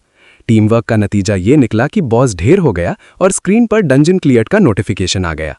सब समन्स खुश थे क्योंकि उनका लेवल अप हो गया था। जिनवू की तो लॉटरी लग गई। उसे रिवॉर्ड में एक इंटरमीडिएट समनिंग स्क्रोल और 5 लाख वॉन मिले। उसे समझ आ गया कि अब वो रातों रात अमीर बनने वाला है और उसकी ब्रोक लूजर वाली लाइफ खत्म होने वाली है। लेकिन कहानी में ट्विस्ट अभी बाकी है। HQ में असेंबलीमैन पार्क चांग-ओक की क्लास लग रही थी। यूजिया उसे झिड़क रही थी क्योंकि उसने गुस्से में आकर लिम और डायरेक्टर के साथ ऐसी बहस कर ली थी जो लगभग एक असली लड़ाई में बदलने वाली थी। चांग-ओक ने बहुत बड़ा रिस्क ले लिया था। डायरेक्टर ने असेंबलीमैन लिम और पार्क के बीच की लड़ाई को रोकने की कोशिश की। लिम ने कहा कि वो सिर्फ एडवाइस दे रहा था, पर पार्क को पता था कि ये एडवाइस नहीं, सीधी बेइज्जती थी। लिम ने पार्क का मजाक उड़ाते हुए उसे लूजर कह दिया क्योंकि उसके किसी भी टैलेंट ने आज तक नेशनल टीम में जगह नहीं बनाई थी। पार्क का गुस्सा 8वें आसमान पर पहुंच गया। लिम ने मौके का फायदा उठाया और एक शर्त यानी बेट रखी। देखते हैं किसका टैलेंट ज्यादा ऊंची रैंक पर पहुंचता है। पार्क ने बिना सोचे समझे हाँ कह दी। लिम ने दाव और बड़ा कर दिया। जो हारेगा वो रिजाइन करेगा, सबके सामने अपनी हार मानेगा और 100 करोड़ वॉन यानी 1 बिलियन का फाइन भरेगा।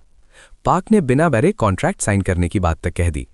जब जिया ने उससे पूछा कि क्या उसने ये पागलपन वाला फैसला सिर्फ जिनवू के भरोसे लिया है, तो पार्क बिल्कुल निश्चिंत था।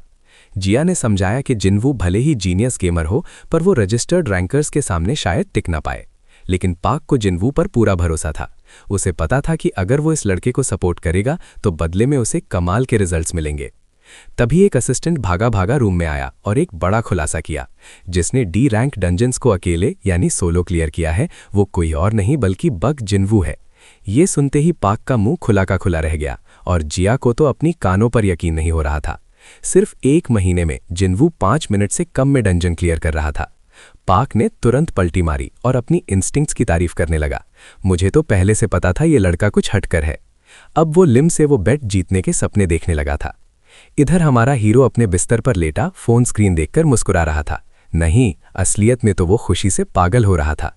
उसने अपनी बैंक बैलेंस देखी। डी रैंक डंजन्स को दिन रात फार्म करने के बाद उसने 1.6 करोड़ वॉन यानी 16 मिलियन जमा कर लिए थे।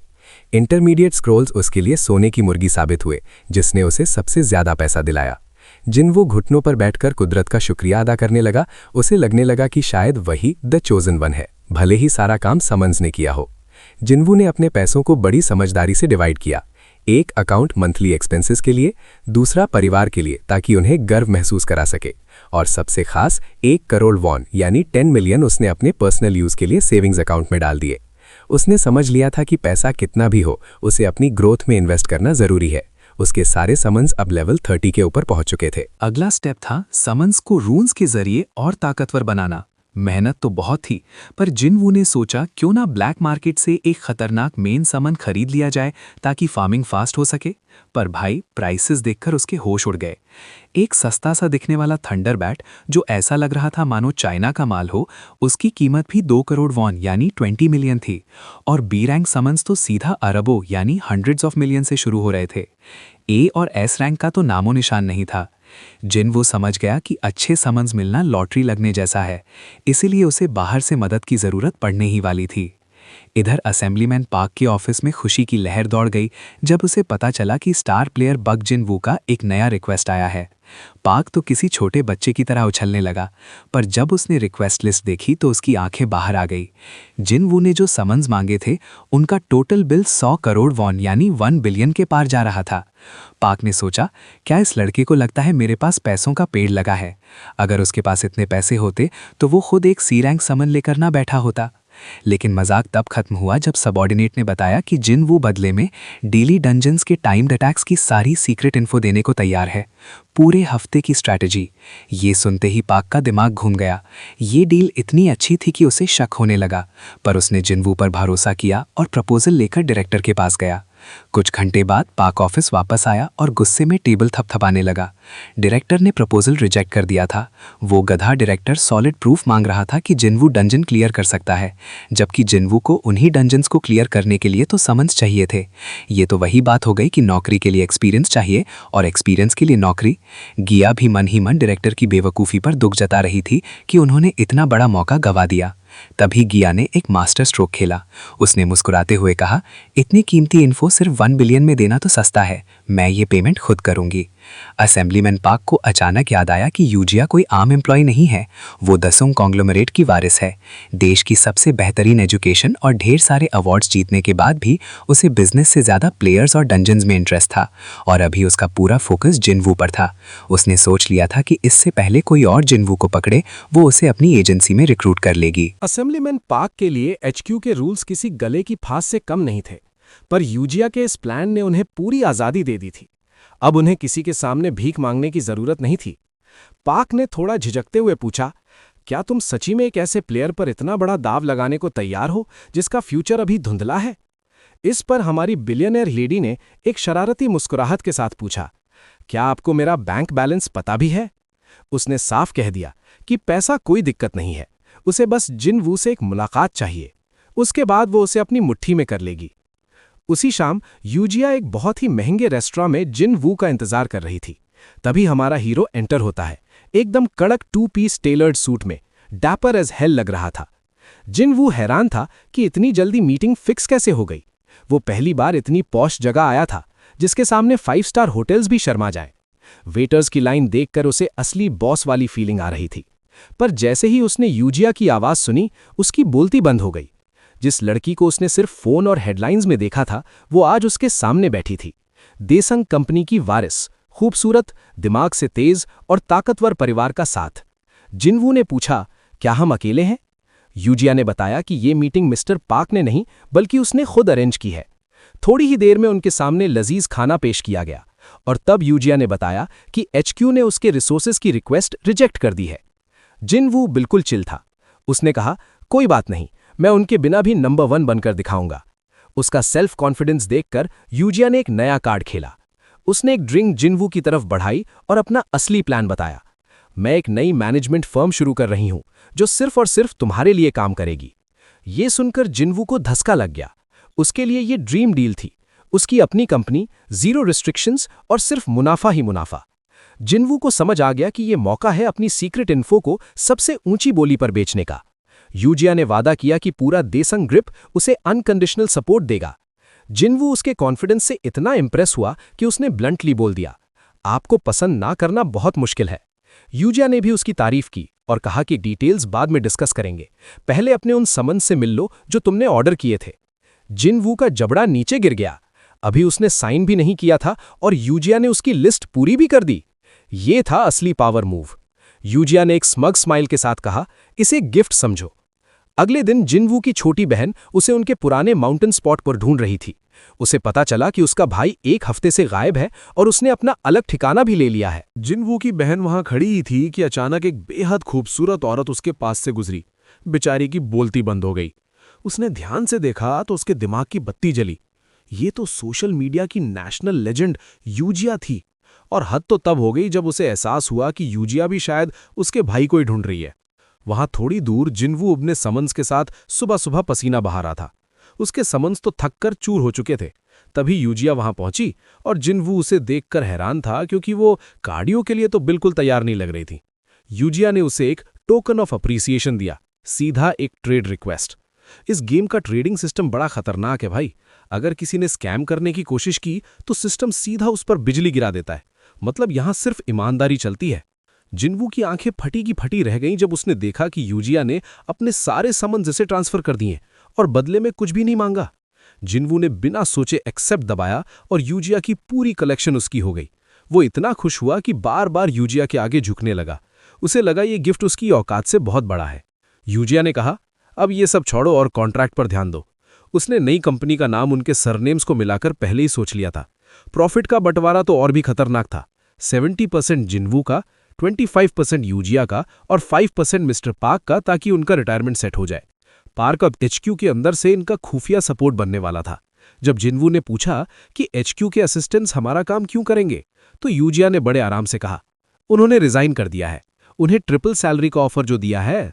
जिन्वू को यकीन नहीं हो रहा था कि उसे 70% मिल रहा है, पर यूजिया ने समझाया कि ये उसका कैलकुलेटेड मूव है। असल में यूजिया का मकसद सिर्फ पैसा नहीं, बल्कि जिन्वू को पूरी तरह अपने साइड करना था। हमारे हीरो ने तुरंत कॉन्ट्रैक्ट पर अपना अंगूठा लगाया और दोनों ने हाथ मिलाकर डील पक्की कर ली। तभी जिन्वू के एक समन को झाड़ियों में कुछ हलचल महसूस हुई। एक पल में वो समन झाड़ियों में घुसा और 2 लोगों को ऐसे उठा लाया जैसे बुचर के यहां मीट के टुकड़े लटके होते हैं। जिन्वू हैरान रह गया जब उसने अपनी छोटी बहन अजिन को वहां देखा। बहन ने बहाना बनाया कि वो तो बस क्यूरियस थी, पर जिन्वू ने उसे डांट दिया कि भाई इसे स्टॉकिंग कहते हैं। यूजिया वहां से जा चुकी थी, पर अजिन की पकड़ा पकड़ी ने माहौल थोड़ा फनी बना दिया। जिन्वू ने अपनी बहन को रंगा हाथों पकड़ लिया तो दूर से हमें ताड़ रही थी ना। बहन बेचारी की बोलती बंद, पर एक पल बाद ही वो उस पर झपट पड़ी। अबे तेरी यूजिया से सेटिंग कैसे हुई? इतनी बड़ी सेलिब्रिटी तेरे से क्यों मिल रही है? जिन्वू ने उसे ठंडा करते हुए कहा कि कॉन्ट्रैक्ट में लिखा है कि वो परिवार से फॉर्मली मिलेगी। ये सुनते ही अजिन बहन तो ख्यालों में ही यूजिया के साथ घूमने लगी, पर जिन्वू ने बात संभाल ली। उसने अजिन को झूठ बोला कि वो एक पुराना टॉप लेवल गेमर था और एचक्यू में उसका आना जाना लगा रहता था। वहीं यूजिया से मुलाकात हुई। अजिन ने पूछा, वही वाला गेम जो तू दिन भर फोन पर खेलता था? जिन्वू का दिमाग सुन। अगर उसने सच बोल दिया तो उसकी जाइनॉड वाली आइडेंटिटी लीक हो जाती। उसने तुरंत पलटी मारी और कहा, नहीं नहीं, वो दूसरा गेम था। अजिन ने चढ़ाते हुए कहा, चलो कम से कम सालों तक गेम में जो टाइम बर्बाद किया वो आज काम तो आया। जिन्वू को अपने परिवार पर पूरा भरोसा था, पर वो उन्हें खतरे में नहीं डालना चाहता था। उसने सोचा जब तक वो इतना ताकतवर नहीं बन जाता कि उनकी हिफाजत कर सके, तब तक वो सारा सच नहीं बताएगा। उसने अजिन से वादा लिया कि जब तक वो खुद मम्मी पापा को ना बता दे तब तक ये बात सीक्रेट रहेगी। अजिन ने थोड़ा हिचकिचाते हुए डाउट के साथ हाँ बोल दी। इसी बीच पीछे रंबा बेचारी ड्रैगन मेज का वजन नहीं संभाल पाई और ढेर हो गई। वहां ड्रिल इंस्ट्रक्टर ने बहन के शैडो एल्फ को कॉर्नर कर दिया था। जिन्वू ने तुरंत अजिन को समझाया कि अपने एल्फ को शैडो वुल्फ के साथ पैर कर, वरना इसकी एफिशिएंसी 10% भी नहीं रहेगी। अजिन हैरान थी कि भाई को इतना कैसे पता। जिन्वू ने कहा कि ये बी रैंक का समन है, इसीलिए इसका कॉम्बिनेशन अलग है। अजिन ने जब ऑनलाइन प्राइस चेक किया तो उसके होश उड़ गए। 50 करोड़ वॉन यानी 500 मिलियन। उसने ताना मारा, भाई 20 साल बाद खरीदूंगी, इतने पैसे कहां से आएंगे? पर जिन्वू ने बड़े आराम से कहा, मैं तुझे 1 महीने में दिलवा दूंगा। अजिन तो हंस हंस कर पागल हो गई। थोड़ा सा फेमस क्या हुआ, तू तो हीरो बन रहा है। उसने मना कर दिया कि वो खुद पैसे जोड़कर खरीद लेगी। जिन्वू मुस्कुराकर उठा और बोला, जब दिलवा दूंगा ना तब रोना मत। अजिन को लगने लगा कि उसका भाई अब पूरी तरह बदल चुका है। बेचारा एल्फ भी डर के मारे अजिन की गोद में दुबक गया। फिर 1 हफ्ते बाद जिन्वू अपनी नई कंपनी की टीम के साथ डंजन रेड के लिए निकल गया। टीम ने जिन्वू को नए गैजेट्स और गियर दिए, जिसे देखकर वो थोड़ा कंफ्यूज हो गया। जिया ने समझाया कि उबा कंपनी के लिए इन्फॉर्मेशन ही सबसे बड़ी प्रॉपर्टी है। वो डंजन रन्स की हाई डेफिनेशन रिकॉर्डिंग्स महंगे दामों में बेचते हैं और ये गियर उसी लिए है ताकि 3D में सब कुछ रिकॉर्ड हो सके। ये इक्विपमेंट एकदम लाइट वेट था, पर जैसे ही असिस्टेंट ने सिस्टम एक्टिवेट किया, जिन्वू को ऐसी फीलिंग आई मानो हजारों आंखें उसे हर तरफ से देख रही हों। जिन्वू को थोड़ी शर्म आ रही थी और उसने कहा, मैंने कभी मंडे डंजन ट्राई नहीं किया, तो शायद ये रन थोड़ा मेसी हो। जिया ने उसे दिलासा दिया कि वो लोग बेस्ट पार्ट्स को एडिट कर लेंगे। तभी जिन्वू ने कैजुअली पूछा, अगर मैं एंटर करते ही नेशनल रिकॉर्ड तोड़ दूं तो चलेगा ना? जिया तो शॉक हो गई, उसे लगा लड़का मजाक कर रहा है। उसने कहा, तुम बस रिलैक्स रहो और अपने गेमर इंस्टिंक्ट्स पर फोकस करो। डंजन में एंटर करते ही जिन्वू ने देखा कि कोरिया का रिकॉर्ड 7 मिनट का है। उसने सोचा, ये तो बाएं हाथ का खेल है। इस डंजन में अटैक रून्स मिलते हैं जो बीओएस सिस्टम में प्रोग्रेस करने के लिए बहुत ज़रूरी हैं। वैसे तो यहाँ 30 मिनट तक सर्वाइव करना होता है क्लियर करने के लिए, पर एक शॉर्टकट भी है। अगर तुमने फाइनल बॉस लिच को मार दिया तो डंजन तुरंत खत्म। टॉप प्लेयर्स हमेशा इसी स्ट्रैटेजी का यूज़ करते हैं फास्ट क्लियर के लिए। जिन्वू ने अपना इंटरफेस खोला और अपनी टीम सेट की। Team 1 training instructor hung, combat aid और mini Kong. Team 2 priest of radiance और गोल्डन मर्मरी। जैसे ही टाइमर शुरू हुआ, होर्ड ऑफ लिच ने हमला बोल दिया। मिनी कॉन्ग तो एकदम पागल हो गया और स्केलेटन्स को ऐसे तोड़ने लगा जैसे सूखी लकड़ियां हों। जिनवू ने अपने समन्स को आगे बढ़ने का इशारा दिया। जिनवू ने उन्हें हायर ग्राउंड यानी ऊंची जगह पर जाने का ऑर्डर दिया। हंग थोड़ा हैरान था पर उसने बात मान ली क्योंकि रिकॉर्डिंग चल रही थी। जिनवू का कैलकुलेशन था कि ऊपर पहुंचने में 2 मिनट लगेंगे और तब तक मिनी कॉन्ग और हंग कचरे की तरह मॉब्स को साफ कर देंगे। ऊपर पहुंचते ही उसने कॉम्बैट एड को पोजीशन लेने को कहा। गेम में कॉम्बैट एड की रेंज और एक्यूरेसी कमाल की होती थी, पर एक प्रॉब्लम थी। असलियत में इसका डैमेज इतना कम था कि ये घंटों तक एक मामूली मॉन्स्टर को भी नहीं मार सकता था। पर जिनवू के दिमाग में कोई और ही प्लान चल रहा था। इस लो रैंक मंडे डंजन के लिए कॉम्बैट एड हमारा सबसे बड़ा हथियार साबित होने वाला था, क्योंकि बॉस लिच की हेल्थ काफी कम होती है। जिनवू ने एड को होल्ड पर रखा और रेडियंस को ऑर्डर दिया कि पूरे बैटलफील्ड पर ब्लेसिंग कास्ट करे। ये ब्लेसिंग कोई मामूली चीज नहीं थी। इसका काम था लिच के डार्क शील्ड को खत्म करना, जो उसे दूर से होने वाले हमलों से बचाता था। जैसे ही शील्ड हट गई, जिनवू ने चिल्लाकर कहा, नाउ फायर। कॉम्बैट एड ने शॉट्स फायर किए। शुरुआत में डैमेज थोड़ा कम दिख रहा था, पर हर एक निशाना बिल्कुल सटीक था और लिच की हेल्थ धीरे धीरे गिरने लगी। बाकी प्लेयर्स इस एड को इसलिए नहीं लेते क्योंकि नॉर्मल रून्स के साथ इसमें बहुत वक्त लगता है। इसी बीच एक स्केलेटन ने कूदकर सीधा जिनवू पर हमला किया, पर हमारे ट्रेनिंग इंस्ट्रक्टर हंग्यो ने बीच में आकर उसे एक ही पल में मिट्टी में मिला दिया। जिनवू के पास एक मास्टर प्लान था। उसने रून्स और हंग्यो की एबिलिटीज को कंबाइन करके कॉम्बैट एड की असली ताकत को अनलॉक कर दिया। अब एक ही डिसाइसिव स्ट्राइक काफी थी। अगला शॉट फायर हुआ और लिच का शरीर थरथराने लगा और वो सीधा पीछे गिरकर ढेर हो गया। सिस्टम स्क्रीन पर नोटिफिकेशन आया, डंजन क्लियर्ड इन 4 मिनट्स 12 सेकेंड्स। भाई, कोरिया का ऑल टाइम रिकॉर्ड टूट गया था। पूरी स्क्वाड ने सुकून की सांस ली।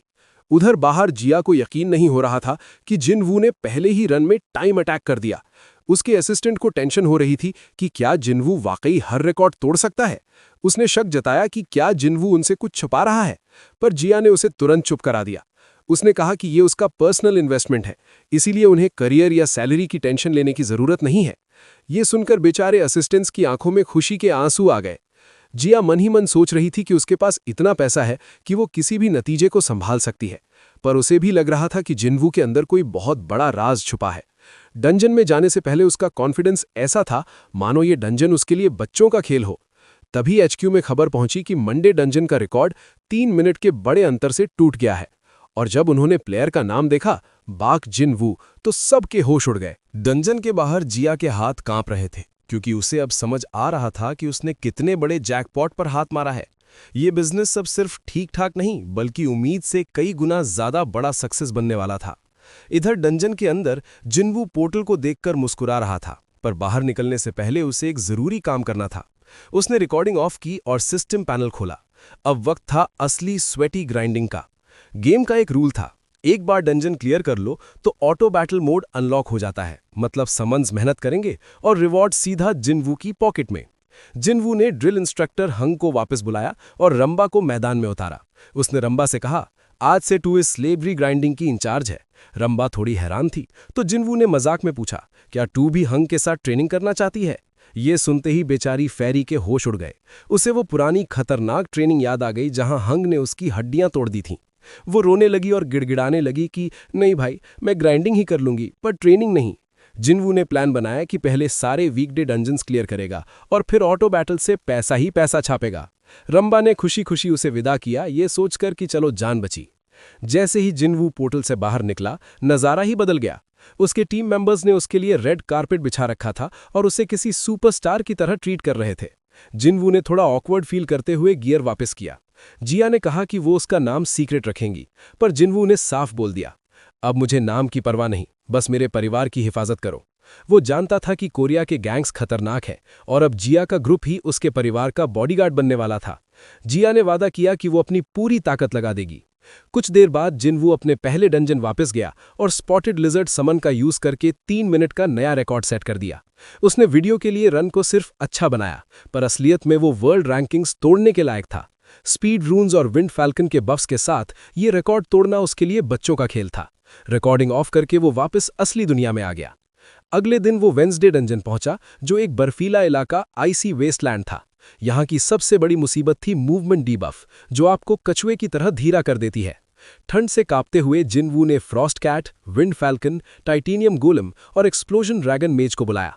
समन्स की कोल्ड डीबफ एबिलिटीज की वजह से मौसम थोड़ा झेलने लायक हुआ। तभी उसने देखा कि बड़े-बड़े व्हाइट हैरी गोरिल्लाज उनकी तरफ तेजी से बढ़ रहे हैं। जिनवू ने टाइटेनियम गोलम को ऑर्डर दिया, आगे बढ़ो और शील्ड एक्टिवेट करो। विंड फैल्कन ने तुरंत सबको स्पीड बूस्ट दिया और हमारी पूरी टीम टाइटेनियम गोलम की ऊबर राइड पर सवार होकर आगे बढ़ी। राइड इतनी खतरनाक थी कि जिनवू की हालत खराब हो रही थी। स्नो गोरिल्ला में बड़े-बड़े स्नोबॉल्स फेंके, पर हमारा गोलम उन्हें कचरे की तरह टैंक कर गया। ग्रेविटी को मात देते हुए गोलम सीधा पहाड़ पर चढ़ गया। जैसे ही लेज क्लियर हुई, सिस्टम वार्निंग आई। गोरिल्ला बॉस प्रोमैक्स सामने था।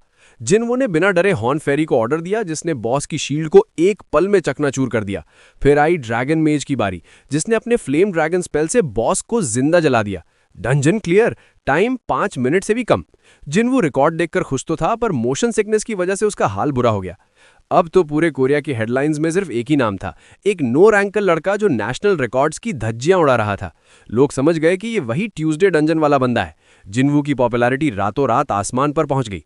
उधर HQ के डायरेक्टर का गुस्सा 8वें आसमान पर था। जब उसे एहसास हुआ कि जिनवू की इन्फो असली थी और उसने एक नाइजीरियन प्रिंस स्कैमर समझकर उसे खो दिया, तो वो पछताने लगा। उसने सारा इल्जाम असेंबलीमैन लिम पर डाल दिया और अपने सेक्रेटरी को ऑर्डर दिया, उसे कैसे भी करके वापस लाओ। अब आती है थोड़ी लोर की बारी।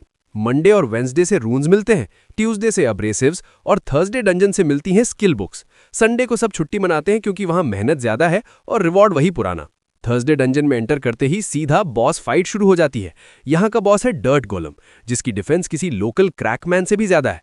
नॉर्मल प्लेयर्स व्हाइट वुल्फ्स का यूज करते हैं डिफेंस कम करने के लिए, पर हमारा हीरो ब्रूट फोर्स यानी सीधी ताकत पर यकीन रखता है। जिनवू ने कैमरा ऑफ कर दिया क्योंकि उसके पास एक्स ग्रेड समन्स है और ऐसे वीडियोस देखकर लोग उसे हैकर ही समझेंगे। उसने सोचा कि वीडियो में वो लोगों को व्हाइट वुल्फ्स की ही सलाह देगा। वो अपने टाइटेनियम गोलम पर चढ़ गया क्योंकि वो जानता था कि डर्ट गोलम की कमजोरी उसका सर है। उसने थॉर की तरह एम फॉर द हेड को ऑर्डर दिया।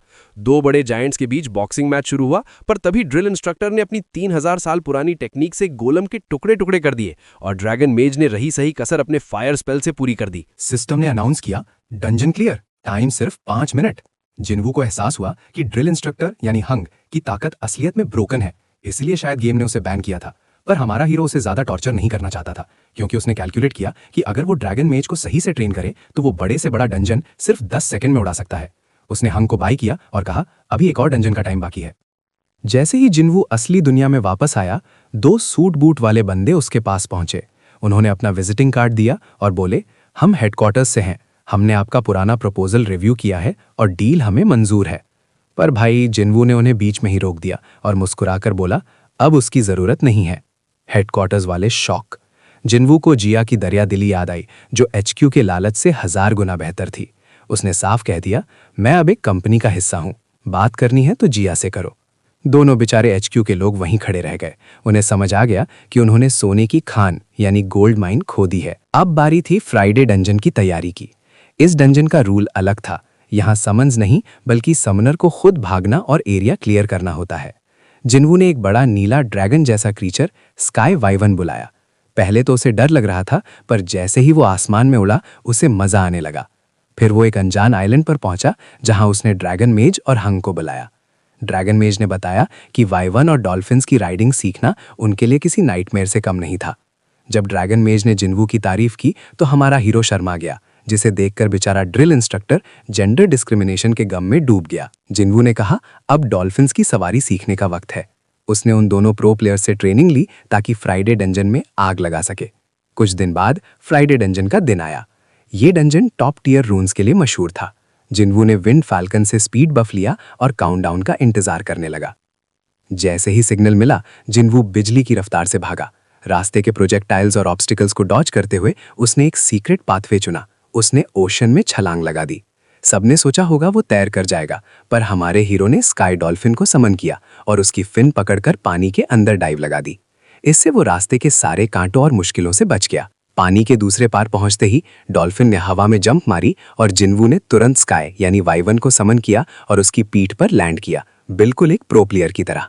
उसने रास्ते के बाकी ऑब्स्टिकल्स के ऊपर से उड़कर फिनिश लाइन पार कर दी। सिस्टम ने अनाउंस किया, dungeon cleared in just over 2 minutes. Korea का रिकॉर्ड फिर से टूट गया और जिनवू को स्पेशल रिवॉर्ड्स मिले। वो एक पीस साइन बनाकर आसमान में उड़ गया, जैसे किसी मूवी का हैप्पी एंडिंग हो।